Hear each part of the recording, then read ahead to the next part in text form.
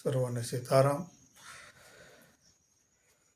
ગંગા સતીમાની વાણી છે કે વસન વિવેકી જે નરને નારી પાનબાય તેને બ્રહ્માદિક લાગે પાય.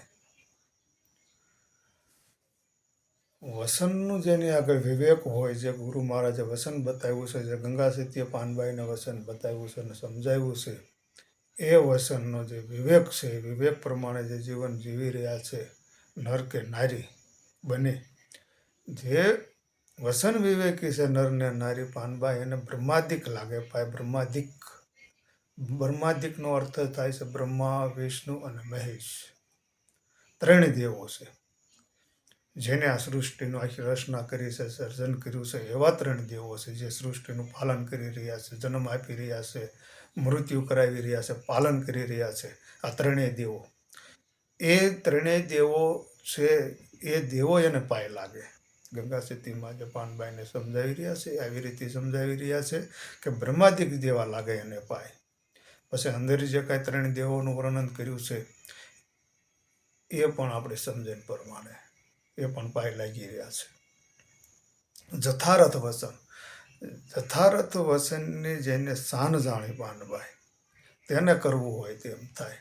જથારથ એટલે જેમ સેમ વસન, જેમ સેમ વસન, જે વસનનો આખો વિવેક બતાવ્યો છે, જે ઓમકાર છે, જે પ્રણવ છે, એનો એક વિવેક બતાવ્યો છે. એ પ્રણવ છે એ શેમાંથી પ્રગટ થયો છે એવો એક વિવેક બતાવ્યો છે સંતો મહાપુરુષોએ. આપણા શાસ્ત્ર પુરાણોમાં પણ એનો વિવેક બતાવ્યો છે. તો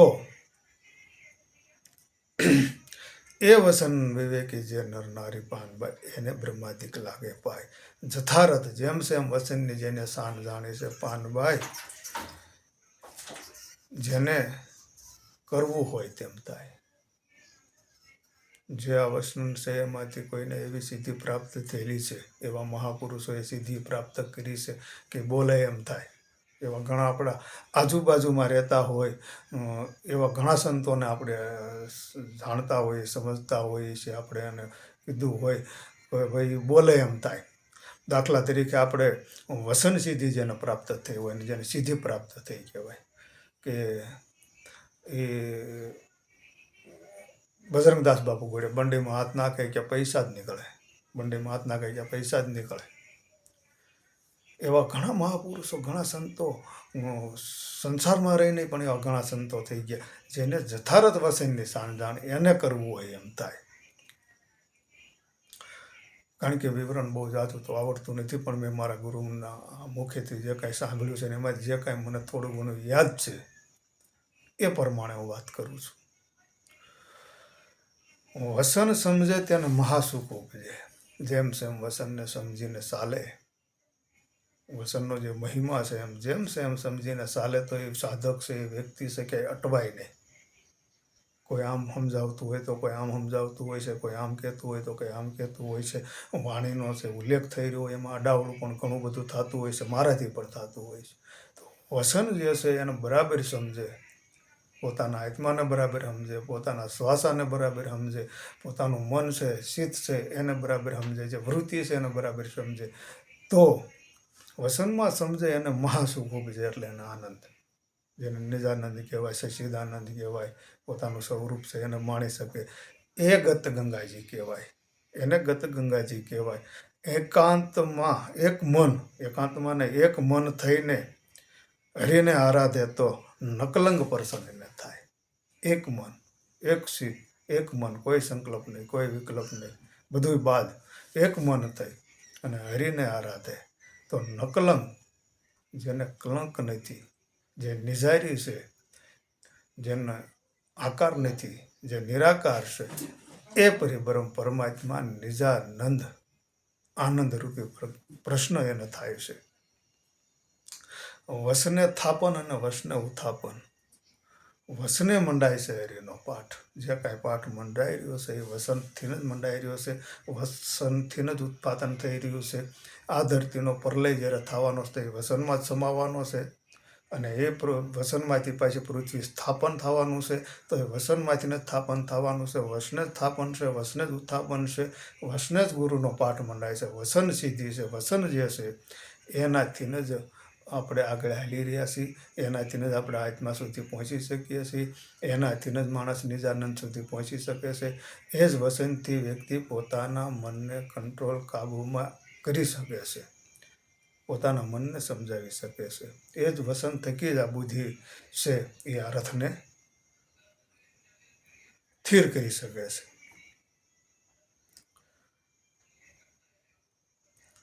વસન વસ્તુ વસનમાં છે પરિપૂર્ણ પાનભાઈ. વસ્તુ નિજાનંદ વસ્તુ વસનમાં છે પરિપૂર્ણ પાનભાઈ. વસન છે ભક્તિનું અંગ, ભક્તિ કરવાનું જે અંગ છે, ભક્તિ કરવાનું જે માધ્યમ છે, ભક્તિનું જે રહસ્ય છે એ વસન છે. એ છે ભક્તિનું અંગ. ગંગા સતી એમ બોલ્યા રે પાનભાઈ, કરવો તમારે આ વસનવાળાનો સંગ. ગંગા સતીમાં જ્યારે કહળસંગ બાપુએ સમાધિ લીધી ત્યારે ગંગા સતીમાં પણ સમાધિ લેવાના હતા. તો કહળસંગ બાપુએ એમ કીધું કે જે પાનબાઈમાં છે એ પાનબાઈને તમે અધૂરાપણું છે એ પૂરું પાડી અને પછી તમે સમાધિ લ્યો. થોડોક સમય તમે રોકાઈ જાઓ, તમારે મારી સાથે અત્યારે આવવાનું નથી.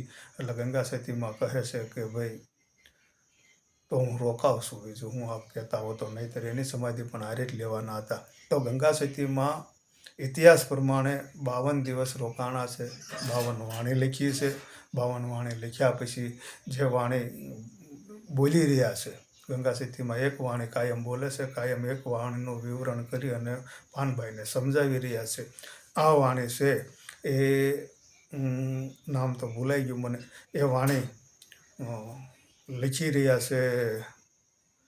ગંગા સતીમાં તો અભણ હતા, કાંઈ ભણેલા નહોતા એટલે એને નથી લખી, પણ એ વાણી જે બોલતા હતા એ વાણી લખી રહ્યા છે. કોઈક બારોટજી છે, બહાદુરદાસ એવું કાંઈક કરીને બારોટજી છે, હું નામ ભૂલી ગયો છું. એ વાણી લખી રહ્યા છે અને એને આ વાણી લખી છે. ગંગા સતીમાં પાનબાઈને 52 દિવસ રોકાય છે. 52 દિવસ રોકાયા પછી 52 વાણી સરસે છે. એક તારા ઉપર રામસાગર ઉપર બોલે છે વાણી. વાણી બોલ્યા પછી પાનબાઈને સમજાવી રહ્યા છે. આમ 52 દિવસ ગંગા સતીમાં રોકાણા છે. 52 દિવસમાં અધૂરાપણું હતું એ પૂરું કરી અને ગંગા સતીમાં પાનબાઈને સમજાવી રહ્યા છે. અને એ સમજાવ્યા પછી ગંગા સતીમાં સમાધિ લે છે.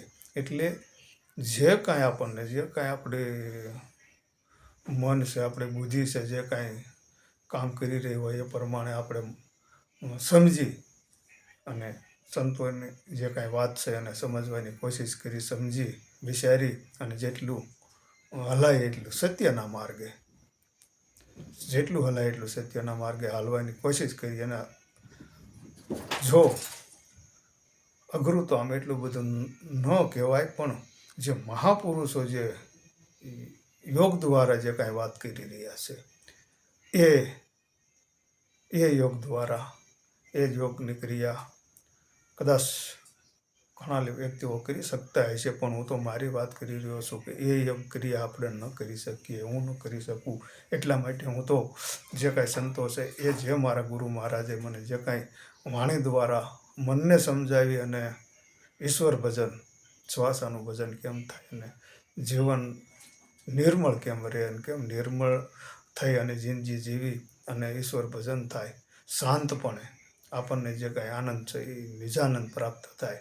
કેમ ભજન કરવાથી આપણા દેહનું જે કાંઈ ભાન છે એવા સંકલ્પો છે એ મટી જાય અને દેહ નથી એવું નક્કીપણું થઈ અને મનની મતા છે એ છોડી અને આપણે આગળ હાલી અને ભજન કરી શકીએ. જેને દેહનું દિશા ભૂલાઈ ગઈ હોય, દેહનું ભાન ભૂલાઈ ગયું હોય, એવી એક ભજન દ્વારા જે કાંઈ આપણું મન છે એ કંટ્રોલ થાય છે, એવી સ્થિતિ બને છે, એવું સંતો મહાપુરુષોનું કહેવાનું થાય છે. તો ઈશ્વરના ગુણ ગાતા ગાતા ઈશ્વર ગુરુ કૃપા અને ઈશ્વર કૃપા થાય છે. અને ઈશ્વરની અને ગુરુની કૃપા થાય છે એટલે જ આપણે સત્સંગમાં બેસીએ અને સત્સંગનો આનંદ માણીએ છીએ અને સંતોની વાણી છે એનો આનંદ માણીએ છીએ. અને એટલે જ આપણને અંદર ભીતરનો જે આનંદ છે પ્રગટ થાય છે અને એ ભીતરનો આનંદ આપણને નિજાનંદ રૂપે આપણને મળે છે. એટલા માટે જ આપણે આ રસ્તે હાલી રહ્યા છીએ, જે કાંઈ છે સમજણ ઓછી થોડી ઝાઝી જે કાંઈ સમજણ છે એ પોતપોતાની રીતે હો હાલતા હોય છે અને પોતપોતાની રીતે સમજણ પ્રમાણે સૌ વચન કરતા હોય છે. અને જે કાંઈ સંતો મહાપુરુષોએ કીધું છે એને સમજી વિચારી અને હાલીએ, અને બને ત્યાં સુધી કોઈની ભૂલ કાઢવાની કોશિશ ન કરીએ, અને ભૂલ થઈ હોય તો એ આપણને જે સમજણ છે એ પ્રમાણે આપણે એને હવળું કરી અને સમજણથી હાલીએ. સર્વને સીતારામ.